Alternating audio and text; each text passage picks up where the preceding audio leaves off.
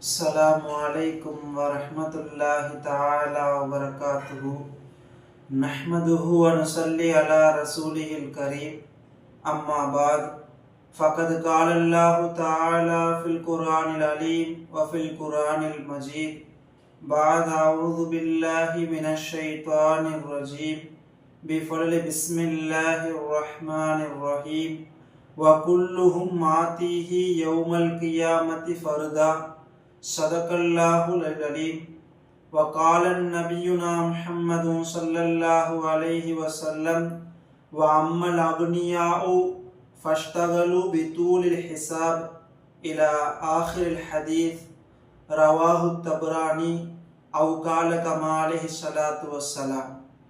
எல்லா புகழும் புகழ்ச்சியும் அல்லாஹ் ஒருவனுக்கே சொந்தம்.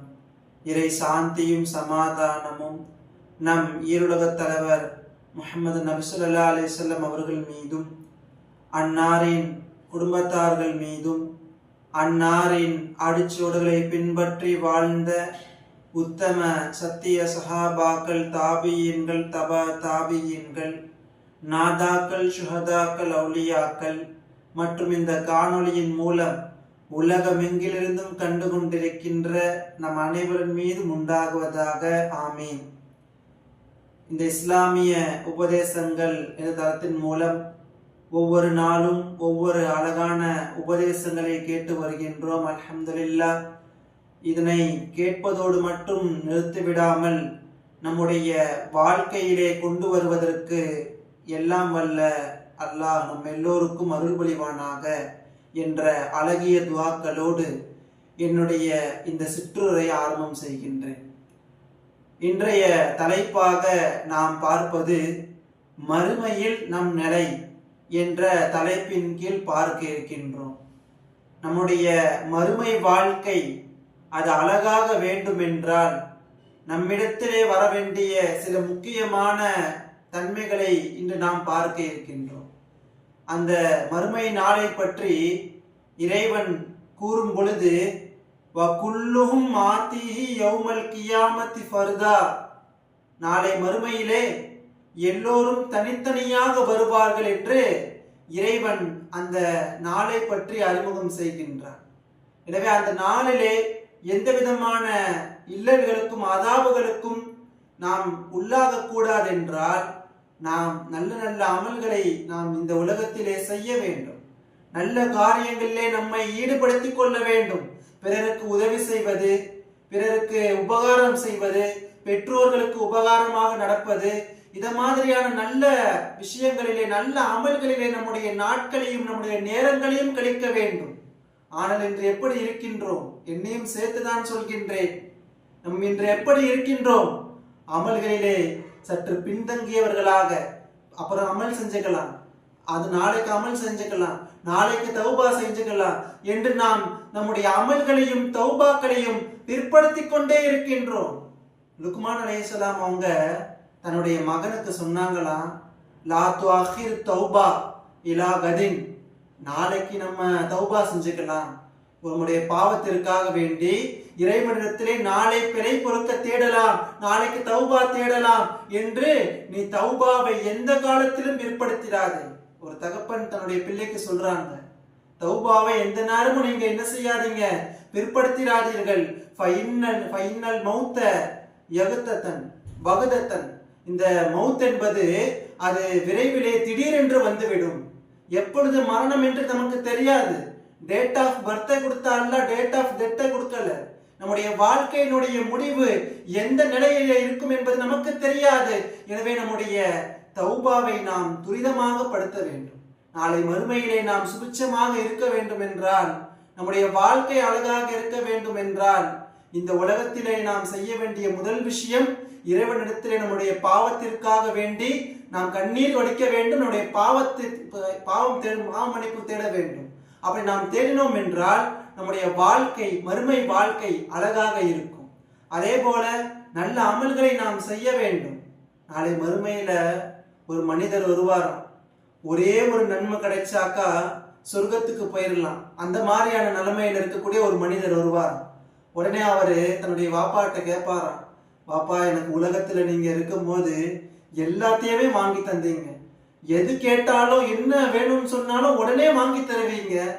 எனக்கு இப்போ ஒரே ஒரு நன்மை மட்டும் தேவைப்படுது வாப்பா, எப்படியாவது தாங்கலன்னு சொல்லி கேட்கும்போது தந்தை சொல்லுவாராம், நீ உலகத்தில் இருக்கும் போது கேட்ட அதெல்லாம் என்னால் தர முடிந்தது, ஆனால் இதை என்னால் தர முடியாது. என்னுடைய நன்மையிலிருந்து உனக்கு நான் தர முடியாது. ஏன்? என்னுடைய வாழ்க்கை இருக்கின்றது. உனக்கு நான் கொடுத்து விட்டால் என்னுடைய நன்மை குறைந்து விட்டால் நான் என்ன செய்வது? எனவே தர மறுத்து விடுவார். உடனே அந்த மனிதர் தன்னுடைய தாயிடத்துல கேட்பாராம், ஏம்மா எனக்கு எவ்வளோ உணவுகளை எல்லாம் சமைச்சு தந்திருக்கீங்க, எனக்கு எல்லா விதமான ஒத்துழைப்புகளையும் உதவிகளையும் நீங்கள் செய்திருக்கிறீர்கள், எனக்கு ஒரே ஒரு நன்மை தேவைப்படுகின்றது, உங்களுடைய நன்மையிலிருந்து ஒரே ஒரு நன்மையை தாங்கல அப்படின்னு அம்மா இடத்துல கேட்கும் போது அவங்க சொல்லுவாங்களாம், என்னிடத்துல நீ எவ்வளவு கேட்டிருந்திருக்கிறாய், எவ்வளவு உனக்காக செஞ்சிருக்கேன், ஆனா இதை என்னால் செய்ய முடியாது என்று சொல்லிடுவான். அப்போ மறுத்து விடுவார்கள். உடனே தன்னுடைய சகோதரனிடத்திலே அவன் அந்த நன்மையை கேட்பான், மறுத்து விடுவார்கள். தன்னுடைய மனைவி இடத்திலே கேட்பான், பிள்ளைகளிடத்திலே கேட்பார், எல்லோரும் மறுத்து விடுவார், யாரும் தர மறுத்து விடுவார்கள். எனவே அந்த மனிதர் கவலையோடு இருக்கும் போது ஒரு மனிதர் வருவாராம், அவர் ஒரே ஒரு நன்மை தான் செஞ்சிருப்பாராம். ஒரே ஒரு நன்மை செய்த ஒரு மனிதர் வருவாராம்.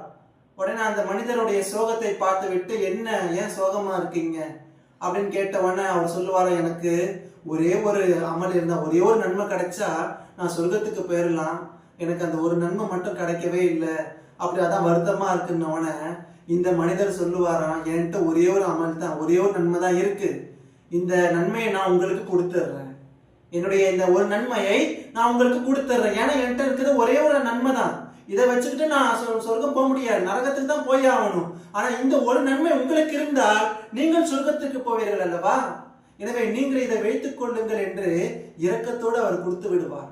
உடனே அந்த நன்மையை வாங்கி கொண்டு அந்த மனிதர் அல்லாஹ்விடத்துல போவார், ரப்பே ரப்பே எனக்கு நன்மை கிடைத்து விட்டது ரஹ்மானே, என்னை எப்படியாவது சொர்க்கம் நுழைத்து விடு என்று சொல்லுவார். உடனே அல்லாஹ் வந்து கேட்பான, யார் இந்த நன்மையை கொடுத்தா? அல்லாஹ்க்கு தெரியும் யார் இந்த நன்மையை கொடுத்தார் என்று, அல்லாஹ்வுக்கு நன்கு தெரியும். இருந்தாலும் அல்லாஹ் கேட்பானா, இந்த நன்மை உன்னுடைய தந்தை கொடுத்தாரா என்று கேட்கும்போது அந்த மனிதர் சொல்லுவாங்க, இல்லை. அப்போ உன் தாய் கொடுத்தாளா? இல்லை. உன்னுடைய சகோதரர்கள் கொடுத்தார்களா? இல்லை. உன்னுடைய மனைவி மக்கள் பிள்ளைகள் கொடுத்தார்களா? இல்லை. இதுதான் உன்னுடைய உறவுகளுடைய நிலை என்று சொன்னான் அல்லாஹ். உங்களுடைய உறவுகளுடைய நிலை நாளை மறுமையில இவ்வளவுதான்.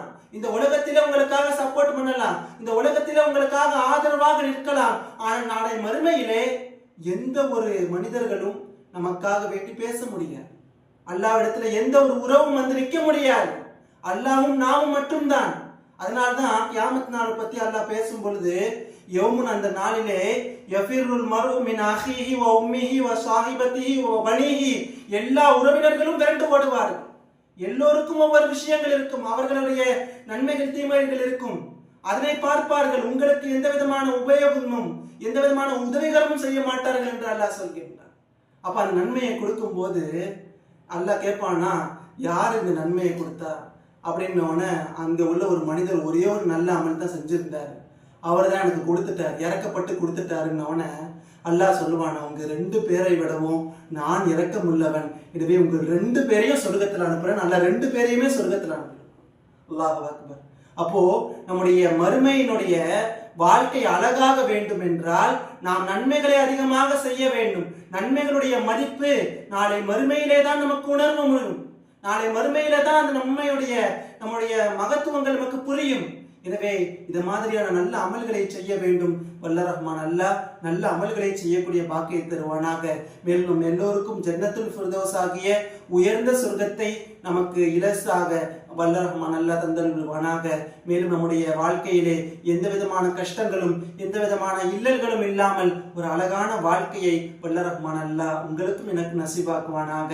ஆமீன். வாஹிர் தஅவானா அல்ஹம்துலில்லாஹி ரப்பில் ஆலமீன். அஸ்ஸலாமு அலைக்கும் வரஹ்மத்துல்லாஹி தஆலா வபரகாத்துஹு.